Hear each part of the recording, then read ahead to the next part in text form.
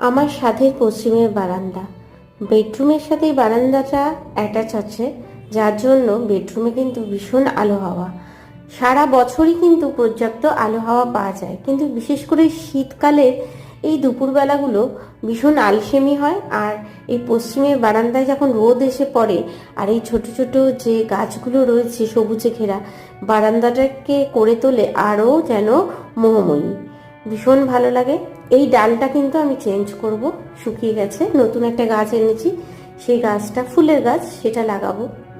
এই ছোটোখাটো টুকটাক, খুব যে বিশাল অনেক বড় বড় গাছ অনেক ফুলে ফলে ভরা তা নয়, কিন্তু একটুখানি যে পশ্চিমের বারান্দায় সবুজের এই ছোঁয়া আমার মনকে সবসময় ভীষণভাবে শান্ত ঠান্ডা করে রাখে। বিশেষ করে যখন মনটা ভীষণ খারাপ থাকে তখন চলে আসি, 1 কাপ চা হাতে নিয়ে পশ্চিমের বারান্দায়। আমার একাকিত্বের সঙ্গী হয় এই বারান্দা।